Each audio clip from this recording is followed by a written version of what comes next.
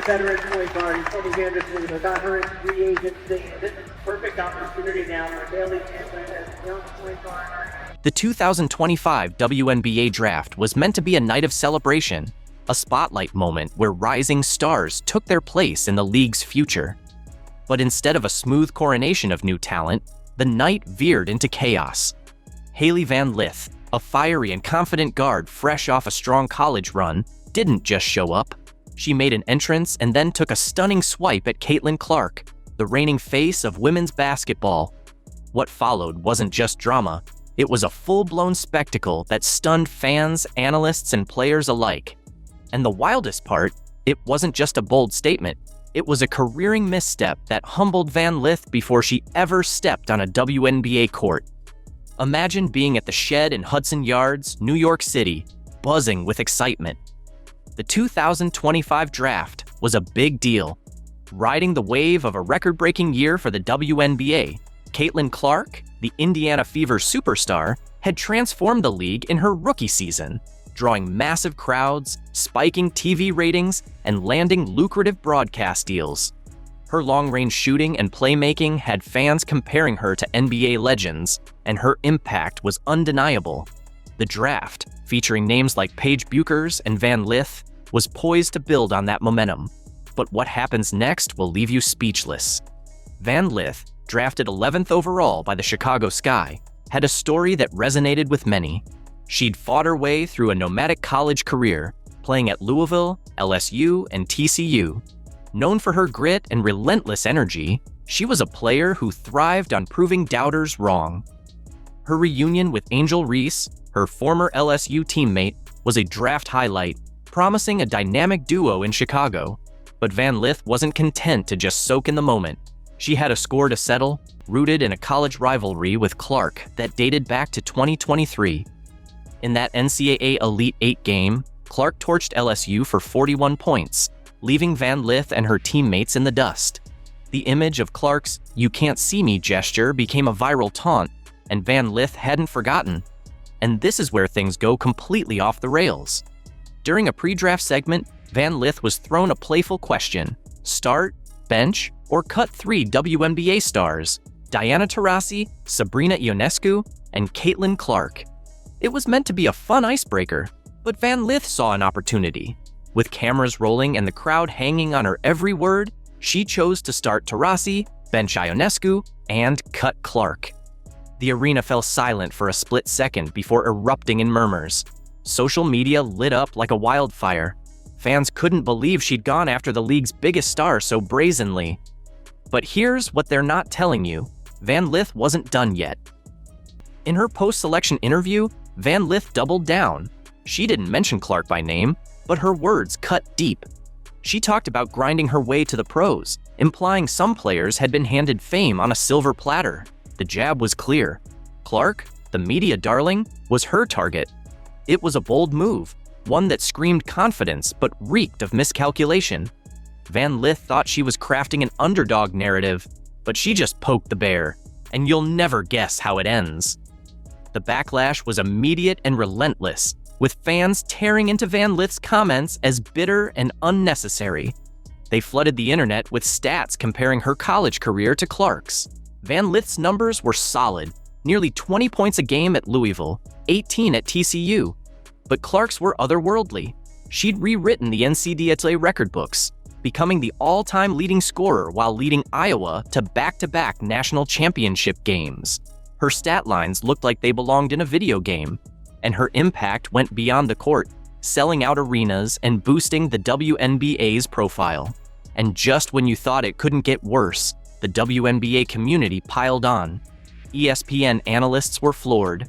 One called Van Lith's comments envy dressed up as confidence. Another pointed out the irony. Clark's rise had made the 2025 draft the second most watched in WNBA history.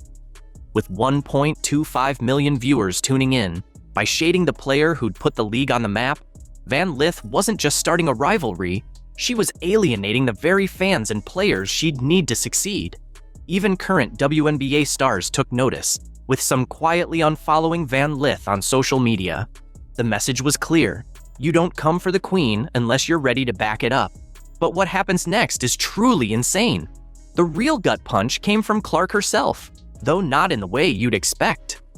While Van Lith's words were dissected online, Clark stayed silent.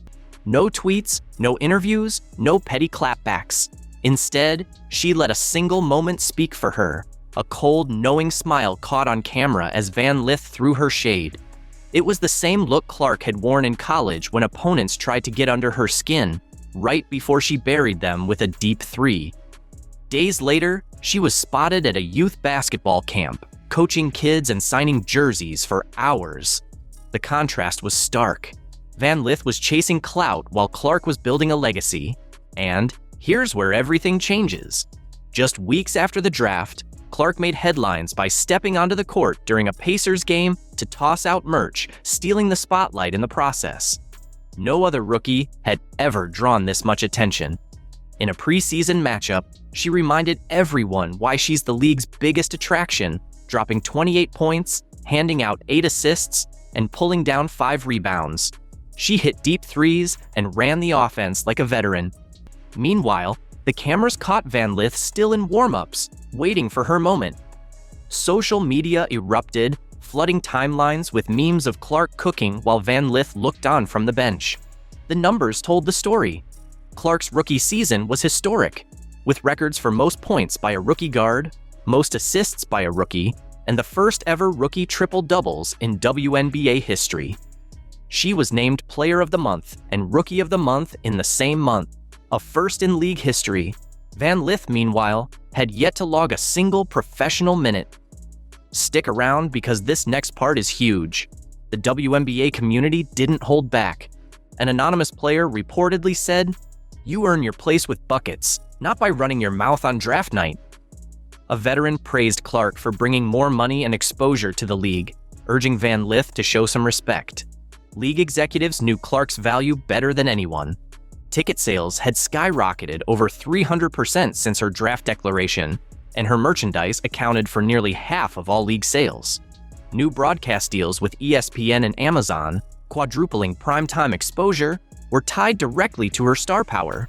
Clark wasn't just a player, she was a one-woman economic engine. And if you think that's bad, just wait, because Van Lith's troubles were just beginning. Behind the scenes, the fallout was brutal. Reports emerged that multiple teams had passed on drafting Van Lith, wary of her attitude and potential to disrupt locker room chemistry. One scout, speaking anonymously, said she was talented but no Caitlyn, and teams didn't want drama over production. The Chicago Sky took a chance on her, banking on her connection with Reese to smooth things over. But even that came with pressure. Reese had navigated her own rivalry with Clark, learning to share the spotlight.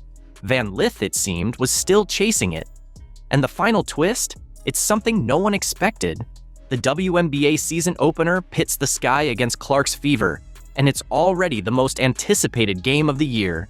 For Van Lith, it's a chance to prove her words weren't empty. But the pressure is crushing.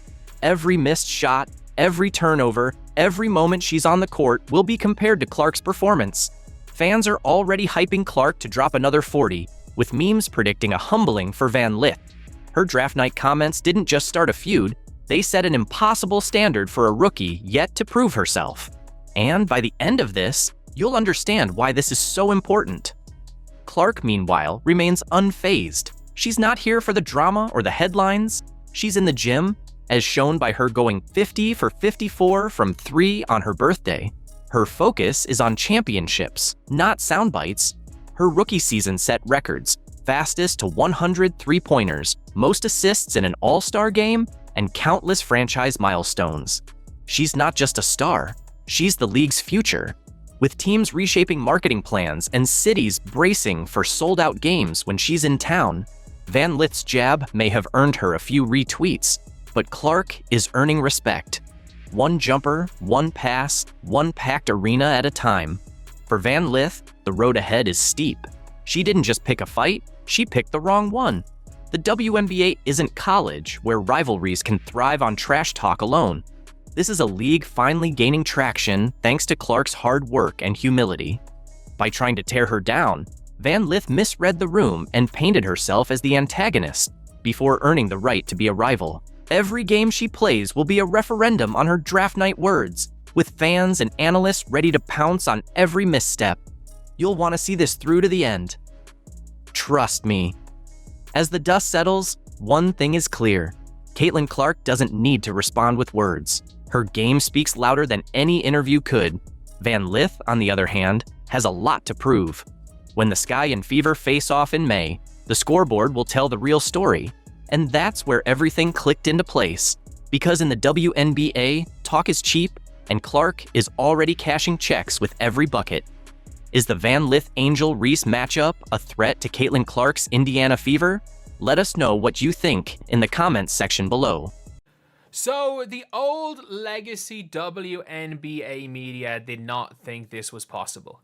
They did not think this. The Indiana Fever continued to make massive moves in free agency, signing Sophie Cunningham and DeWanna Bonner. And you guys, I don't even think they're done. Not everyone in the WNBA is riding high these days.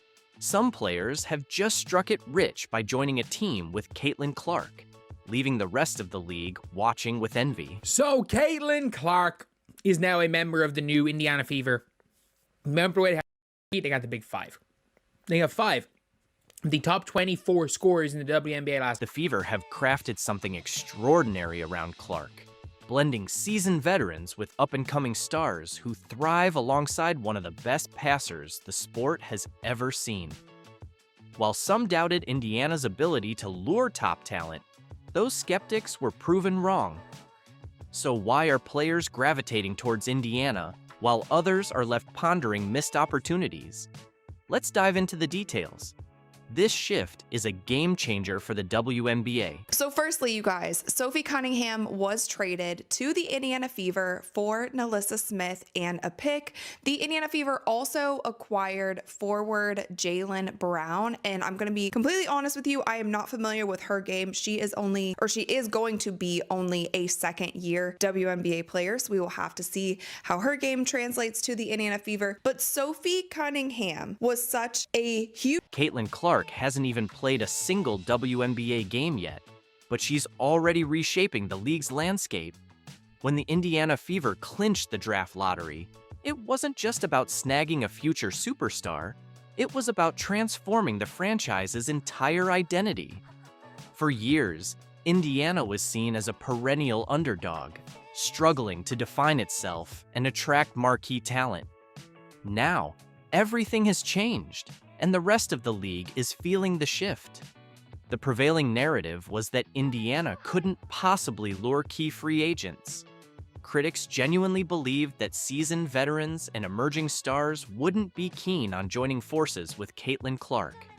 They assumed she would falter without a solid supporting cast, citing Indiana's market, its history of losing seasons, and the so-called controversies surrounding Clark as deterrents.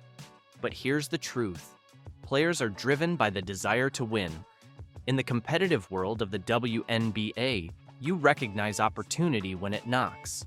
Caitlin Clark isn't just a talented player, she's a generational force who makes life easier for her teammates. She's the kind of athlete who gets everyone involved, elevates good players to greatness, and brings out the best in those around her. That's precisely why Natasha Howard decided to make the move to Indiana. The news just dropped. DeWanna Bonner has been signed to the Indiana Fever. I'm about to knock my light over, bro. That's why DeWanna Bonner was linked to the Fever, and why Sophie Cunningham ended up donning their jersey. Now, let's take a closer look at Natasha Howard. She's far from an ordinary free agent acquisition. She's a WNBA champion, a former Defensive Player of the Year, and a proven winner. With plenty of choices on the table, she opted for Indiana. And why wouldn't she? Playing alongside Caitlin Clark and Aaliyah Boston is a dream come true. Clark spreads the floor, dishes out open looks, and consistently pushes the pace, while Boston commands attention in the paint as an interior powerhouse. In that dynamic, Howard flourishes. In Indiana, she'll enjoy easier scoring opportunities, more open shots, and the chance to contribute to something truly remarkable. When Howard inked her deal, the reactions were all over the map. Some in the WNBA media, especially those who rarely delve deep into the nuances of the game, acted as if her decision was nothing short of shocking. They clung to the outdated notion of the Fever as the same old underachieving team from a couple of years back. But the truth is, Indiana is no longer that franchise. They've set a clear vision, a star playmaker at the helm, a dominant post presence, and a coaching staff that knows how to build around such talent. It's this vision that's drawing players to Indiana and rendering the old idea that no one would sign there utterly ridiculous. Then there's Sophie Cunningham. The instant she was traded to Indiana, attention turned her way. Cunningham isn't merely a shooter. She's a gritty, high IQ competitor who excels in a system that values ball movement and purposeful play. She doesn't need to hog the ball to make an impact. Instead, she excels in off-ball movement, finding open spaces and delivering those critical extra passes, all essential skills when playing beside Caitlin Clark. And let's not overlook her defensive prowess and tenacious attitude. Cunningham's edge, her disruptive play, and her refusal to back down were exactly what Indiana needed. After all, you don't just want talent, you want mental toughness, battle-tested grit, and a willingness to fight every night. That's what sets this new Fever squad apart. It isn't just a collection of skilled players, it's a perfect fit. Clark, Boston, Mitchell, Cunningham, and Howard together form a lineup with clear identity, one that's poised to compete and catch the league's attention. The rest of the WNBA is taking notice. Teams that once dismissed Indiana are now quietly seething with envy as free agents actively choose Indiana. Those who doubted the impact of Caitlin Clark are starting to see that they miscalculated completely. Clark isn't simply bringing excitement to the court, she's fast-tracking Indiana's transformation into a legitimate contender. Players who once passed on Indiana are now left wondering if they made the wrong choice, because being in Indiana now looks like one of the best opportunities in the league. As the season approaches, the buzz is only intensifying. The WNBA is awakening to a new reality. The Indiana Fever aren't just rebuilding, they're ascending rapidly. And many around the league are starting to feel that intense envy, realizing that the very players who once scoffed at the idea of Indiana might now be regretting their decisions.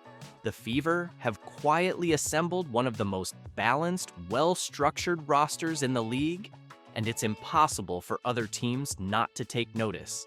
For years, Indiana was a team you hardly feared, a mere stepping stone on the schedule, but those days are over. The way they've constructed their roster, the chemistry that's already forming, and the strategic additions they've made are forcing both players and executives across the league to sit up and take notice. Some in the media tried to paint Indiana as an undesirable destination, fixating on external factors and ignoring basic basketball logic. What they missed was simple. Players want to win, and they seek out systems that enhance their abilities. That's exactly what Indiana has created. With Caitlin Clark leading the way, Indiana's style is modern, fast-paced, and unselfish. A system designed to make life easier for every scorer, shooter, and post player. Take Natasha Howard's move, for instance. Critics speculated that her decision was driven by factors off the court, but in reality, Howard made it clear. She craves recognition, victory, and a place where she can truly thrive. Indiana delivered on all fronts. The old media narratives couldn't fathom why someone like Howard would choose Indiana, yet any true student of the game understood immediately. Playing alongside Caitlin Clark and Aaliyah Boston is an ideal situation for a versatile forward like her. She isn't saddled with carrying the offense or forcing plays. Instead, she gets better looks and greater opportunities than she has in years. And consider DeWanna Bonner, who was heavily linked to the Fever. Initially, skeptics questioned why she'd ever opt for Indiana. But why wouldn't she? Indiana offers a team-first, up-tempo style where veteran scorers can extend their careers while remaining highly productive. With Indiana's system, Bonner wouldn't be overburdened with minutes. She'd be surrounded by youthful energy and allowed to focus on what she does best: scoring and leadership. Instead, Bonner remained in Connecticut, a team that, while still competitive, might lack the vibrant, exciting environment Indiana is building. Because here's the bottom line: Indiana is on track to be one of the most exciting teams both to watch and to play for. With Clark's visionary playmaking, Boston's commanding presence in the paint, Mitchell's scoring prowess, Cunningham's grit, and Howard's versatility, the pieces are finally coming together in a way few teams can match. And now, the WNBA is watching closely. Teams that once dismissed Indiana are now rethinking their stance, while players who previously overlooked the Fever are beginning to reconsider. If Indiana makes a deep playoff run this year, and they just might, those who passed on them are going to regret missing out. What's most striking about the Fever's roster is how seamlessly everything fits together. It's not just about possessing talent, it's about having the right kind of talent.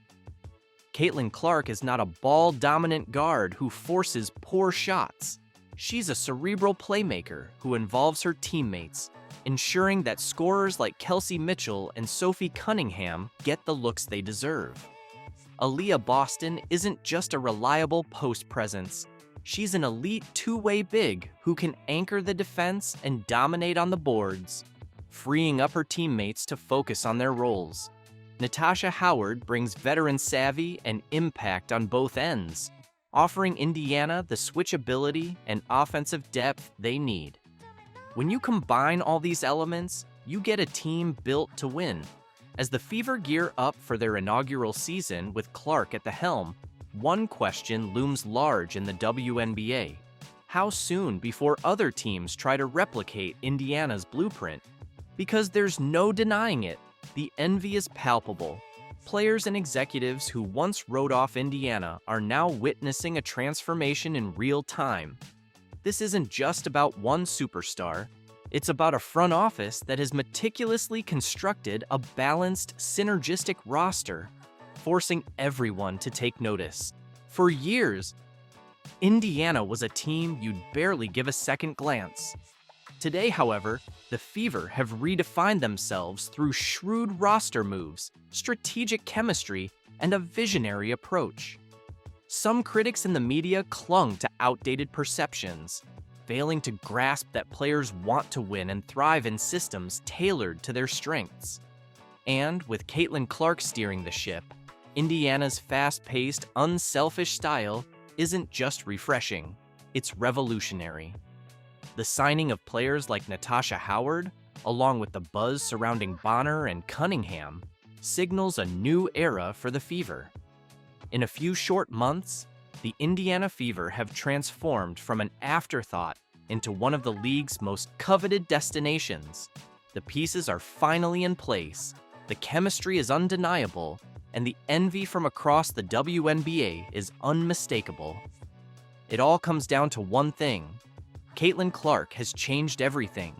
Her arrival has not only elevated the talent on Indiana's roster, but has also created an environment where players genuinely want to be. And as the league watches this transformation unfold, it's becoming increasingly clear that Indiana isn't just back in the game, they're here to change it.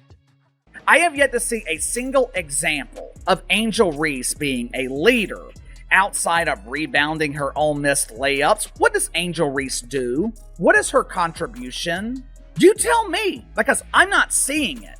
I know I'm harsh on Angel Reese, but she considers herself a star. If you're going to call yourself a star, I expect you to perform like a star, especially in big moments. Caitlin Clark was injured. Angel Reese was the only star on the court last night, and for 27 minutes, she completely disappeared. Angel Reese just suffered the most humiliating moment of her career In front of a packed house and primetime viewers, she scored a mere 4 points on 2 of 7 shots, as the Indiana Fever crushed the Chicago Sky by 27. But here's the kicker. The Fever played without Caitlin Clark, Sophie Cunningham, or even their head coach. And the moment that truly shattered Reese's confidence? We'll break it down in this video.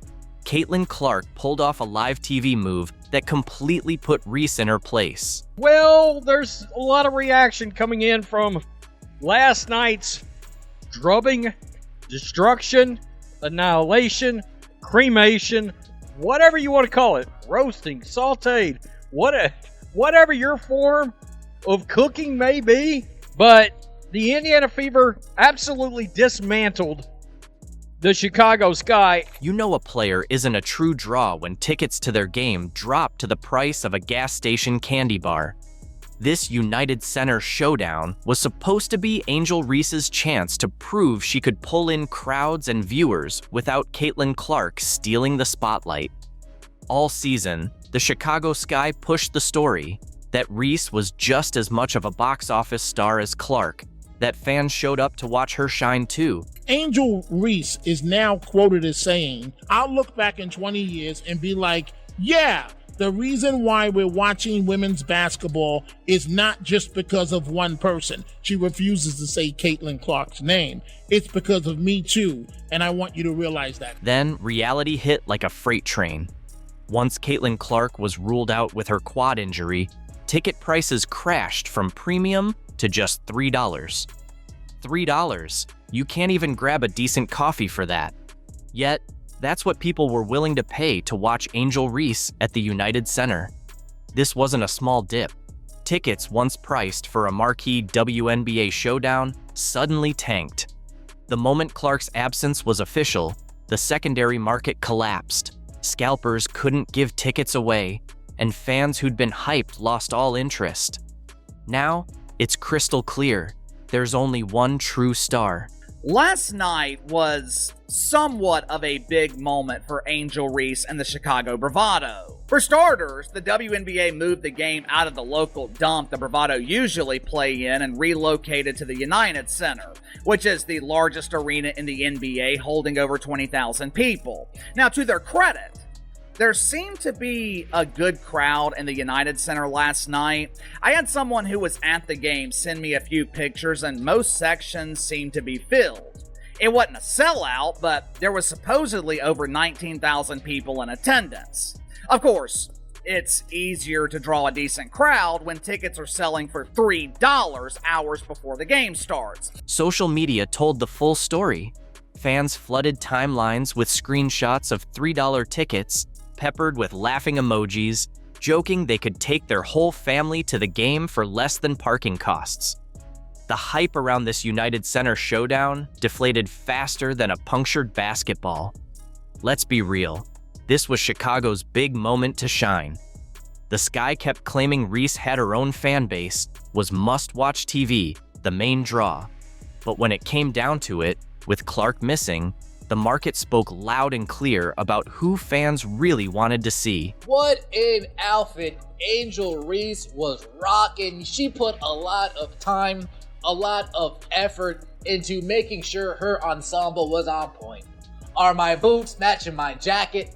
Are my gloves matching my hat? Angel Reese put in tons of time for this outfit, which begs the question, does Angel Reese put in more time in her outfits for the pre-game catwalk, or does she put in more time to actually get better at the game? Compare that to past games where Clark's presence packed the arena with sellout crowds. Fans lined up hours early just to catch a glimpse of Clark warming up. The difference couldn't have been more glaring. Angel Reese, Part 38, let's get it! Life throws her lemons, she makes bricks. Bang! PSA to anyone watching, she is right-handed. Right-handed, by the way. She missed the rim by 3 feet, man. Bang! I gotta say, this is my favorite summer sitcom. Con? Pecan? Butter pecan? Bang! Here's a stat. She's been blocked 20 times, and she's only made 21 hoops. What? Even Chicago Sky fans lost interest without the Clark matchup to hype. the game's energy shifted from electric anticipation to resigned obligation. Fans who planned watch parties suddenly made other Friday night plans. This ticket price disaster was just the start of Angel Reese's worst nightmare unfolding on the biggest stage. Those $3 tickets perfectly foreshadowed the kind of performance Chicago's supposed superstar was about to deliver. This might have been the first WNBA game broadcast on CBS in prime time. If it's not the first, it's one of very few. This was a big moment. I'm sure the WNBA would call it historic. Angel Reese is playing in an NBA arena in prime time on network television on Saturday night. Outside of regular season baseball, maybe the College World Series, there was no competition on television. The eyes of the sports world were focused on Angel Reese and the WNBA. And Angel Reese once again proved why no one is watching her. 4 points on 2 of 7 shooting in 27 minutes on primetime TV.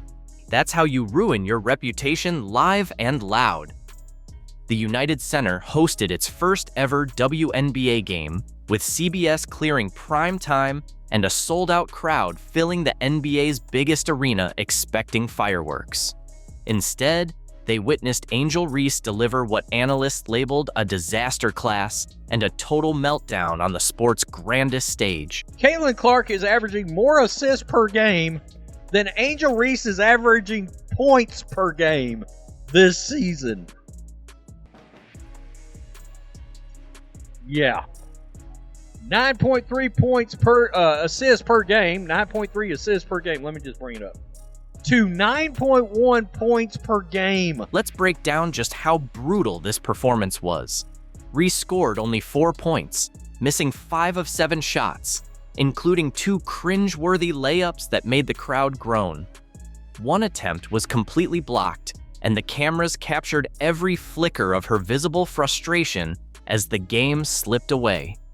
For someone hyped as Chicago's superstar and box office draw, this stat line was downright savage. Another diabolical stat. She's 19 of 59 from less than 5 feet away. How about that, man? Bang! She should work in housekeeping for hotels because she could turn it over quickly. Lost by 27, scored only 4 points against the Indiana Fever. To mention no Caitlin Clark, no problem, give and go. Like a given no shot of working. Bang! You prefer car or plane? Car or plane for what? For how you want to travel! That's too many steps and you can't do that. But here's what truly broke the game wide open. Reese. Out there, she looked utterly lost. Every move seemed clouded by doubt. Every decision a step into uncertainty. The weight of the moment crushed her, and Indiana's defense tore through her composure like a storm. The cameras caught it all. The frustrated shakes of her head, the silent disappointment etched on her face as shot after shot rattled off the rim. This wasn't just a bad game. This was a moment of unraveling, and the story was impossible to ignore.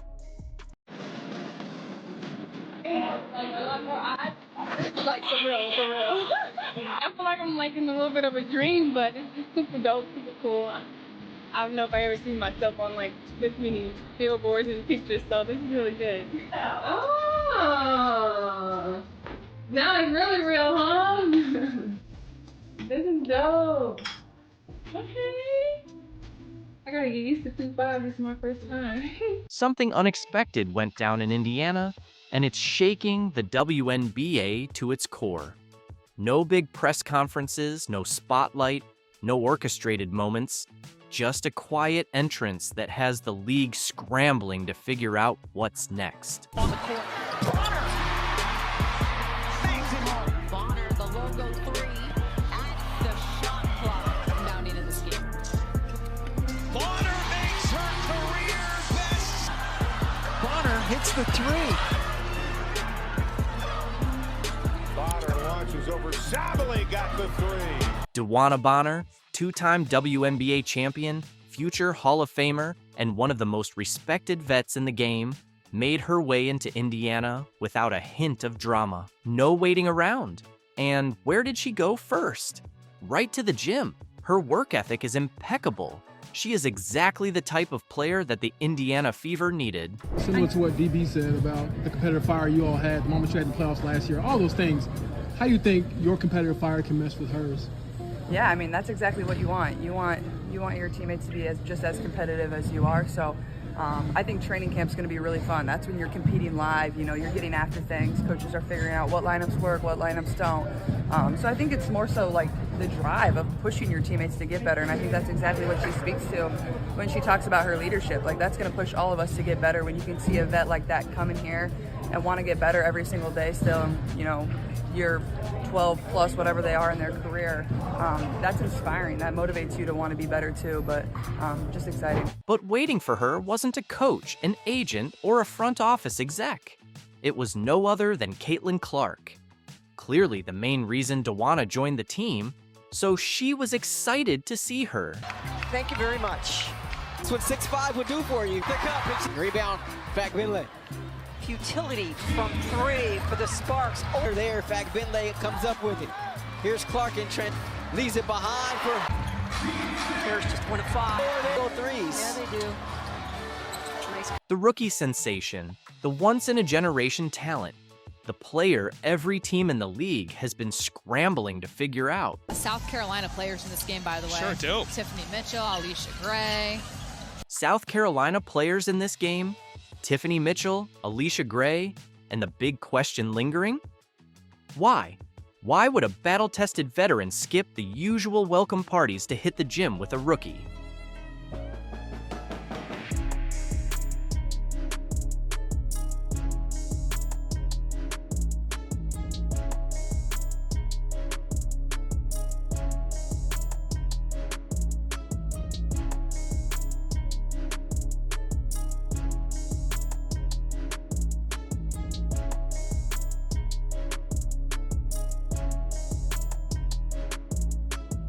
This wasn't just a workout. This was a message to let everyone in the league know that they are coming prepared for the new upcoming season.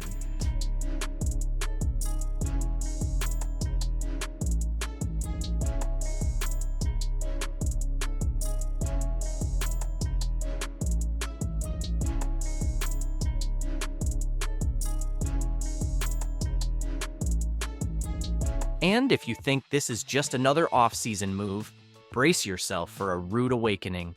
The Indiana Fever has something big planned up their sleeve. The WNBA is on the verge of a major shift, and the Indiana Fever is right in the middle of it.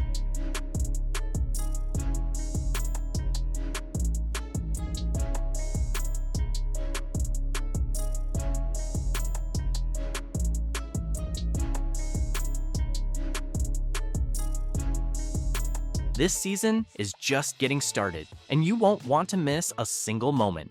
What's up, Fever fans? DB here. So happy to be here, so excited. I'll see you guys in May. No welcome parade, no PR stunt, no fluff. DeWanna Bonner didn't come to Indiana for the media circus. She came for one thing: business. A two-time WNBA champion, a future Hall of Famer, and one of the game's most respected veterans. But instead of basking in the spotlight or making a dramatic entrance, she went straight to the gym. I'm just happy that I can still be a part of it. I'm happy that I'm still wanted, you know, in different organizations and have the free agency that I had. And I'm coming to probably one of the best fan bases in the world right now, so I'm pretty honored to. No cameras, no distractions, just pure focus. That's not a casual arrival. That's a message. When a player of Bonner's caliber bypasses the theatrics and heads straight to work, it's clear she's got unfinished business.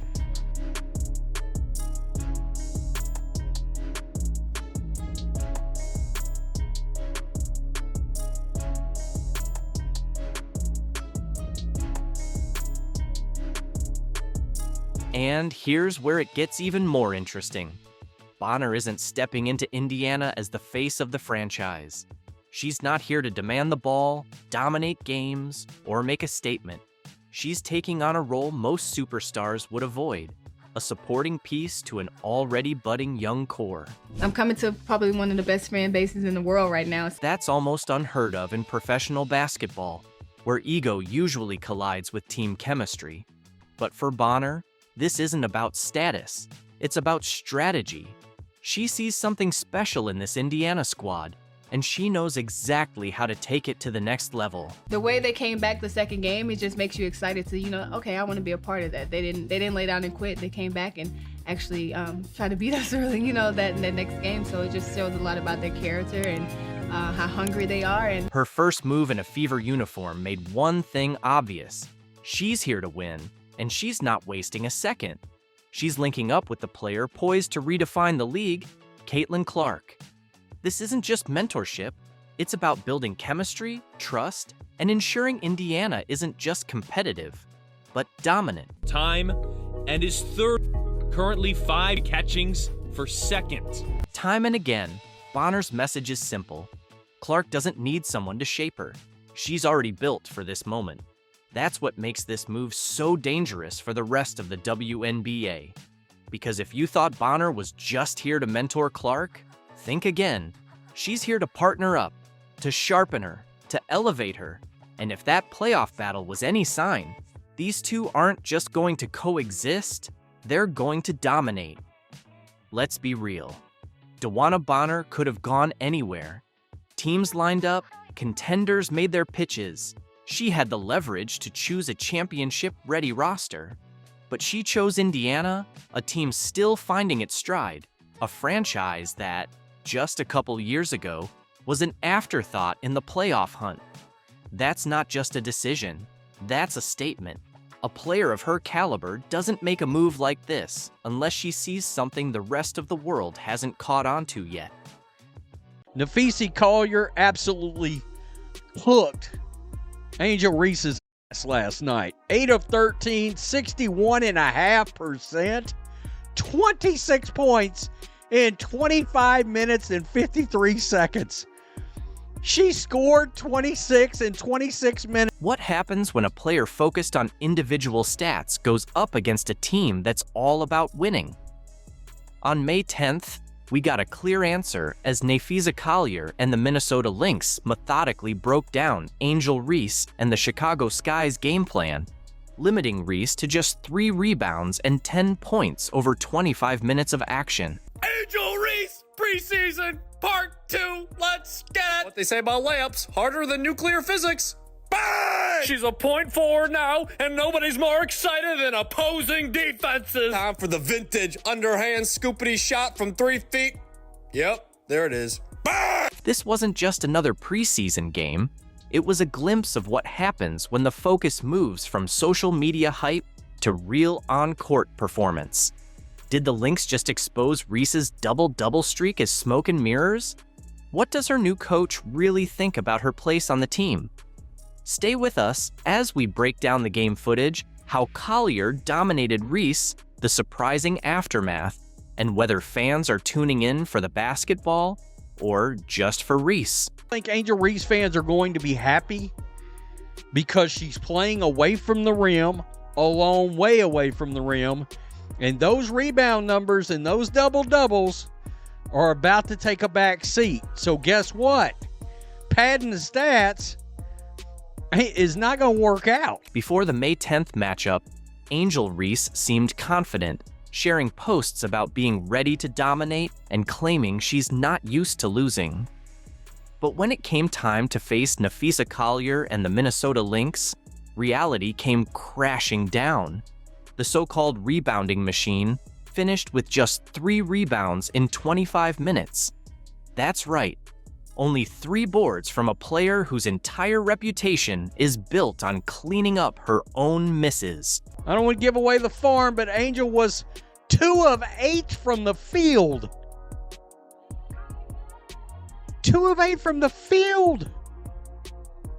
4 rebounds, 6 assists, 10 points. The game footage makes it clear how thoroughly Collier shut down Reese's game.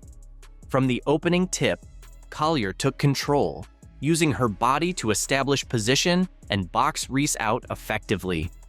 Unlike in college, where Reese could often rely on reaching over defenders, she now faced an opponent who mastered positioning and timing.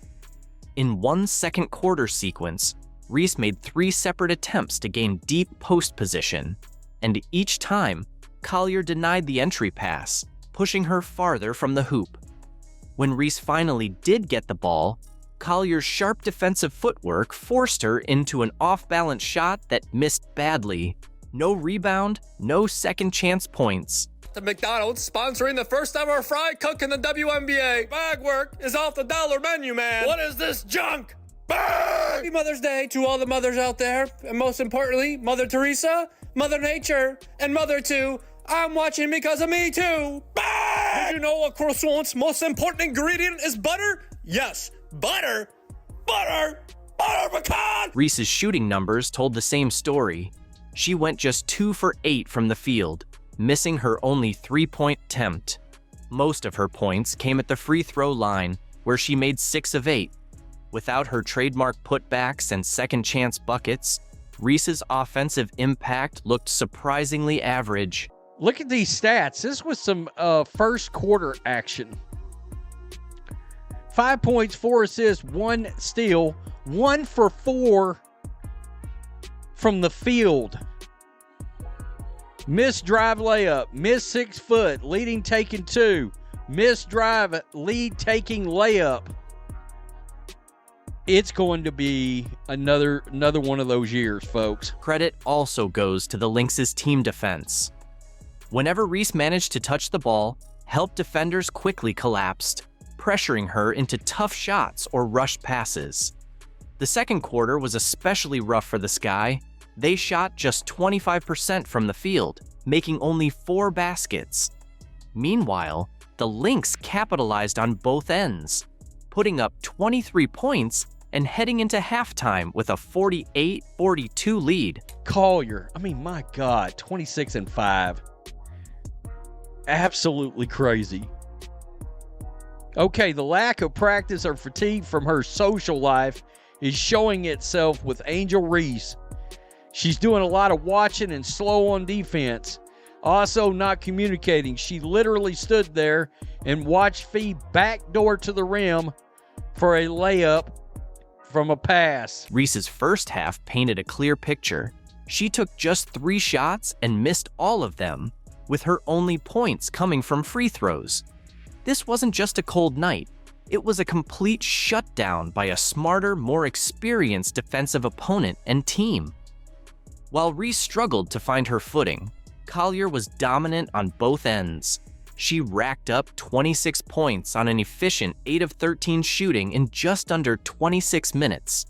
With 5 rebounds, a steal, and a block added to her stat line, there was no doubt who the superior player was.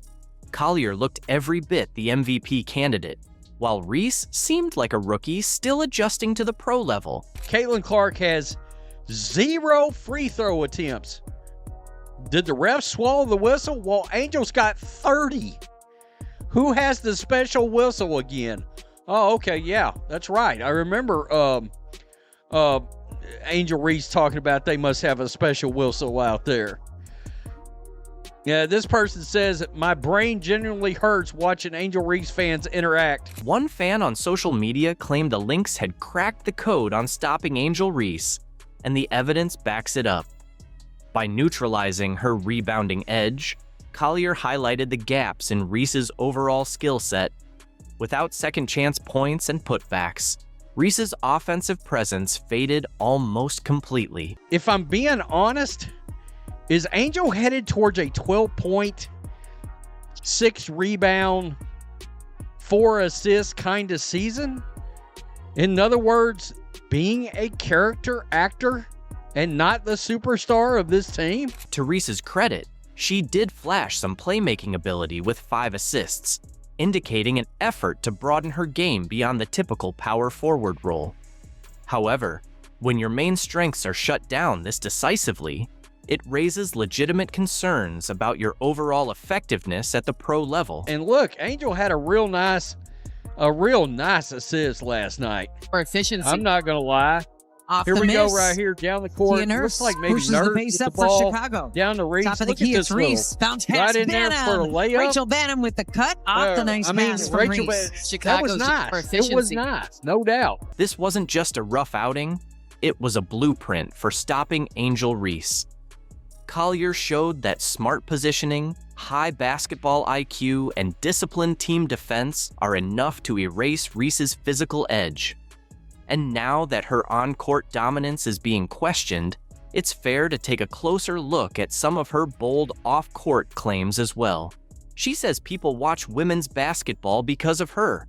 But if that's the case, where are the fans at her games? Yeah, the reason why we watching women's basketball is not just because of one person, it's because of me too, and I want y'all to realize that. That's what Angel Reese declared to reporters after being drafted by the Chicago Sky. Words that didn't just echo through the press room, but reverberated across the basketball world. Confident, unapologetic, bold. For a rookie, calling yourself the reason people tune in to watch women's basketball isn't just a statement, it's a challenge to the status quo. But here's the real question. Is it just talk, or is there truth behind the claim? Are fans really showing up because of Angel Reese? Do the viewership stats and social buzz prove she's not just a player, but a movement? What A'ja Wilson just did was unprecedented. I mean, on so many levels. She's arguably, allegedly, the reason Caitlin Clark was assaulted the entire 2024 basketball season in the W. I mean, what A'ja Wilson just did is really like, there's no coming back from this. A'ja Wilson's squeaky clean, positive vibes only persona just took a massive hit. And honestly, it's about time people started noticing the double standard. For months, she played the role of the calm, collected veteran, while her fans were waging war on Caitlin Clark over the Nike signature shoe deal. But now, the truth is out. During the reveal of her highly anticipated shoes, A'ja casually dropped a bombshell. She'd had a Nike signature deal in the works for 2 years. 2 entire years, all while her fans were out there demanding justice, accusing Nike of blatant disrespect, and painting Caitlin as the undeserving rookie golden child. A'ja's deal was already locked in, and yet she kept quiet. She said nothing while her supporters created chaos. Wilson was oddly silent, but complicit. All right, why was she complicit? Because, well, she knew she was getting a signature shoe for 2 years, and she let Caitlin Clark take all that hate. Let's take a quick trip down memory lane. Social media nearly exploded when Nike announced that Caitlin Clark would be getting a signature shoe. The big question on everyone's mind was, how could they give her one before A'ja? That became the rallying cry. And where was A'ja in all of this? Silent, calm, strategic. She threw out a few cryptic tweets about respect, kept her followers guessing, and allowed the chaos to build. She knew exactly what people were saying. She saw the narrative unfolding, and she did nothing to stop it. Remember when she said this? A'ja Wilson is her name. Quote, "It doesn't matter what we all do as black women, we're still going to be swept underneath the rug. That's why it boils my blood when people say it's not about race, because it is." Let's be real. If the roles were reversed, and Caitlin had a shoe deal in the works for 2 years, but allowed the world to drag A'ja through the mud without stepping in to correct the record, she would be absolutely crucified. Articles would be written non-stop, and the talking heads would have a field day. But when A'ja does it, suddenly it's all smiles and, oh, she's just so humble. No, that's not humility. It's manipulation. A'ja allowed Caitlin to take all the heat, using it to fuel a sympathy campaign built on a lie. Do you have any ideas what you would want your future sneaker to look like? I think the biggest thing for me is just I would love a low top shoe. I play in a low top shoe, so that's something that I would love to have carry over, and something that looks good. That's so key to me. The truth is, A'ja Wilson could have ended this entire drama with just one tweet. Something as simple as, "My time is coming. Don't worry about me." That's all it would have taken. The mob would have calmed down, and the attacks would have faded away. But she didn't say anything, because staying silent worked in her favor. She allowed her fan base, and let's be honest, a significant portion of the WNBA media, to paint Caitlin Clark as the villain, the rookie stealing all the credit, while she played the part of the overlooked underdog. it was all a performance. A'ja Wilson, who? Why? Yeah, she's some WNBA player, who? No, she's one of the all-time greatest players ever. Why? And now that the shoe has finally dropped, literally, all those "how dare Nike." Warriors are scrambling to rewrite history, but here's the twist. The disrespect never came from Nike. It came from A'ja and the people around her who allowed the false narrative to spiral out of control. Meanwhile, Caitlin Clark, who's done nothing but elevate the league and attract millions of new fans, has had to take hits from all sides. On the court, on social media, from players, and even from legends. And through it all, she's kept her head down, letting her game do all the talking. And these WNBA fans that did not want to see Caitlin Clark come in and do what she did, which was dominate the league. Led the league in assists as a rookie. After the season, I think I counted she broke something in the neighborhood of 63 records last year. Either rookie records or just flat records by anybody, not even a rookie. And all these fans have been mad. And all the while, A'ja Wilson sat back and was just plenty happy to play the victim. She could have come out and made some kind of a statement that would have called off the dogs. Meanwhile, A'ja Wilson, who could have easily set the record straight at any point, chose silence. And that silence spoke louder than anything. It sent a clear message to her fan base. Go ahead, it said. Let them believe I've been slighted. It said, let Caitlin take the heat. And that's what makes this whole saga so frustrating. Because it's not just about shoes. It's about the way Caitlin Clark has been treated from the very start. And so for Nike to put her in the position where she then has to go on social media and kind of cool her fans and like urge them to be patient and almost like defend Nike, it's such a disappointment, but it's not a surprise because Nike has done it before. Instead of being embraced as the generational talent she is, Caitlin Clark faced jealousy and resistance. Not because she did anything wrong, but because she made the league too visible, too quickly. Her impact was undeniable, and instead of celebrating it, people tried to tear her down. A'ja Wilson could have been the bridge, the leader, the example, but she chose vibes over values. How could they give Caitlin a shoe before they give A'ja one? Oh, how could they do this? How could they treat A'ja like this? Two-time MVP at the time, just before she even won the damn third one. They is wrong for doing this. You want to know? And let's not act like the timing of that Super Bowl ad was just a coincidence. Nike ran a huge campaign celebrating female athletes and somehow forgot to include the most influential woman in basketball right now, Caitlin Clark. Clark, whose jersey sales shattered records. Clark, whose games led the league in viewership. Clark, who brought in fans who had never even cared about the WNBA before, but she was nowhere to be seen. Almost as if someone didn't want her in the spotlight, at least not for a little bit longer. You want to know what I'm selling? I'm selling greatness! A'ja Wilson, 3-time MVP. We got Jordan Childs, we got Juju Watkins, we got Sha'Carri Richardson, and we got Arena Sabalenka. Champion. Hustling is not easy, but I love it. Sabrina! I know you want a tea. Thinking about it? You're thinking about it. They're gonna go fast. Kind of like Sha'Carri. I accept card. Where's the card? Come on. Oh wait, but what's that box? These don't come out till March. They may or may not be shirts, but if I tell you, I'm gonna have to kill you. Oh, you want one of these? Nike.com. Who wants a t-shirt? Nike really thought they could pull one over on us with that last-minute voiceover trick, as if we wouldn't notice. But fans are too sharp for that. We all saw it. It wasn't some editing accident, it was intentional. That awkward voiceover was essentially Nike saying, we love the revenue she brings in, but let's keep her out of the spotlight. Subtle? Not even close.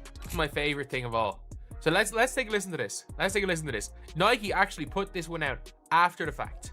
You want to know what I'm selling? Rookie of the Year, Caitlin Clark. I know you want a tee. Okay. Nike.com. They re-recorded it.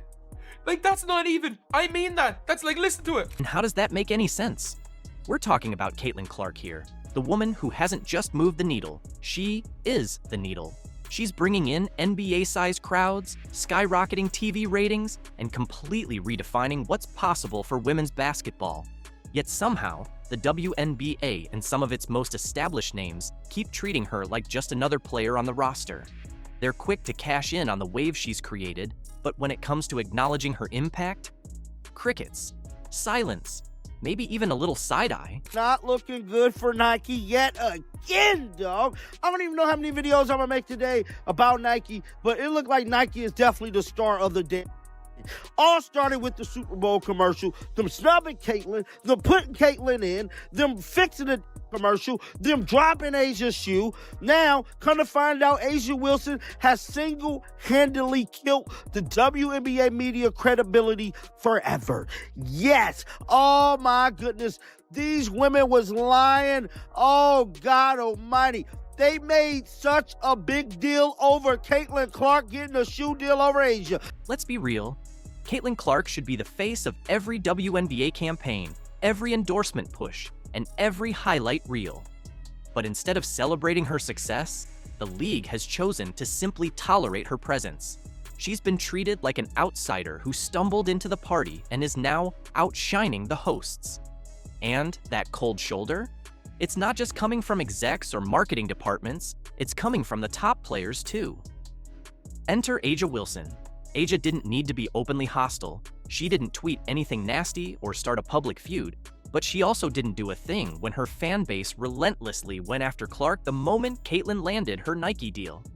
Chaos erupted on social media, with people questioning Caitlyn's worth, her resume, and her entire place in the league. Meanwhile, Asia just sat there, perfectly quiet, perfectly strategic, letting the storm rage on while sipping her tea in the background.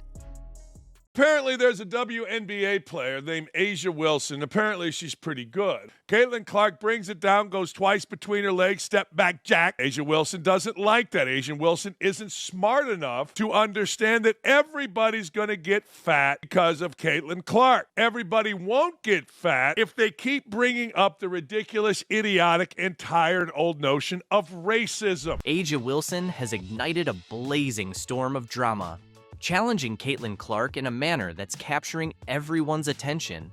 Is this the fiercest rivalry in WNBA history?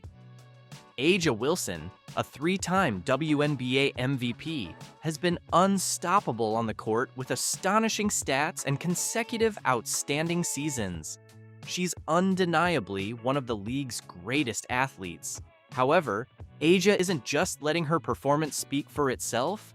She's making her presence felt loudly and clearly off the court as well. Asia Wilson, who bitch-whined and moaned and continues to bitch-whine and moan that Caitlin Clark is only popular because she's white, couldn't be more. In a recent intense interview, Asia Wilson made some significant statements that are stirring up the basketball community. She didn't just challenge Caitlin Clark. She alluded to a more profound issue that's been simmering beneath the surface for some time. Caitlin Clark, the emerging star and generational talent, has dominated both college basketball and the WNBA spotlight. With her electrifying performances and bold attitude, she's become the center of attention. However, Asia isn't on board with this. Why is Caitlin Clark receiving all the attention? My achievements last season alone surpass her entire career. And if that wasn't enough, Asia went a step further by claiming that the primary reason Caitlyn garners so much hype is because she's white. Hey, look, we love Steph Curry as a black man because of how he plays. We'll give two craps about Steph Curry or Caitlin Clark being white, black, green, or purple. When in doubt, yell racism. And when in doubt, look stupid doing it. And the latest is this moron named Asia Wilson. Asia Wilson has ignited a full-scale drama, publicly challenging Caitlin Clark in a way that's sparking widespread conversations. Could this be the most intense feud in WNBA history? Asia Wilson, a three-time WNBA MVP, has been unstoppable on the court with impressive statistics and back-to-back stellar seasons. She's unquestionably one of the league's premier athletes. However, Asia isn't just letting her on-court prowess speak for itself. She's making her stance known loudly and clearly off the court as well. Asia didn't stop with Caitlin Clark. She also brought Paige Buchers into the conversation, with Paige set to join the WNBA soon. A'ja is already asserting that she's not getting the spotlight she deserves because she is a black woman. Her frustration seems to stem from feeling overlooked, questioning why her MVP seasons, record-breaking performances, and championships aren't making her the face of the league. But here's where things get wild. A'ja suggested that Caitlin Clark should face a lifetime ban for what she described as a lack of respect for the game and its pioneers. What does that even mean? The internet exploded. Fans are taking sides, with some agreeing that race plays a role in media narratives, while others believe A'ja is going too far. Here's what she had to say. I think it's a huge thing. A lot of people may say it's not about black or white, but to me, it is. It really is, because you can be top-notch at what you are as a black woman, but yet that's something that people don't want to see. They don't see it as marketable, so it doesn't matter how hard I work. It doesn't matter what we do as black women. We're still going to get swept underneath the rug. That's why it boils my blood when people say it's not about race, because it really is. Players like Breanna Stewart and Diana Taurasi have reportedly weighed in. A'ja Wilson is the queen of the WNBA, but Caitlin Clark is box office. The debate over A'ja Wilson and Caitlin Clark isn't just about stats or accolades, it's about what defines greatness in the WNBA and who deserves the spotlight. Is this frustration rooted in jealousy and an inability to accept that Caitlin Clark has changed the game in ways A'ja never has? A'ja Wilson plays for the Las Vegas Aces, a team so stacked with talent that they could probably win games with half the roster. Kelsey Plum, Chelsea Gray, and Jackie Young are not just supporting players, they're stars in their own right. With teammates like these, A'ja has the luxury of playing in a system that allows her to excel without carrying the entire load. In fact, if we're being honest, Kelsey Plum deserves more credit than she gets. Her playmaking, scoring, and ability to take over games make life significantly easier for A'ja. If Kelsey wasn't there to pick up the slack, would A'ja still be an MVP? That's debatable. It's worth noting that MVP stands for Most Valuable Player, not Best Player on a stacked team. Without Kelsey, A'ja's numbers and impact would likely shrink. So when A'ja claims she's the league's most valuable player, one has to wonder, valuable to whom? The Aces could probably still dominate without her, but the same cannot be said for Caitlin Clark and the Indiana Fever.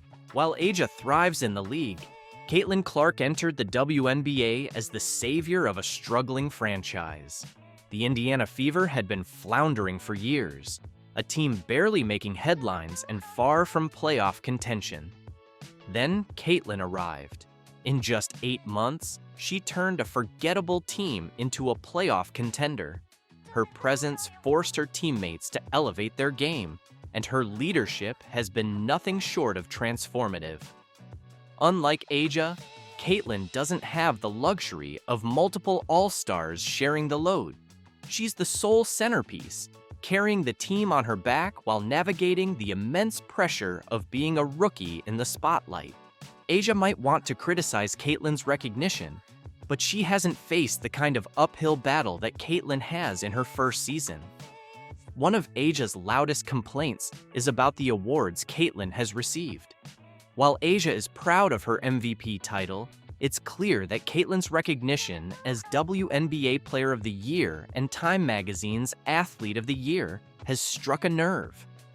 These accolades highlight Caitlin's unparalleled contributions to the game, both on and off the court.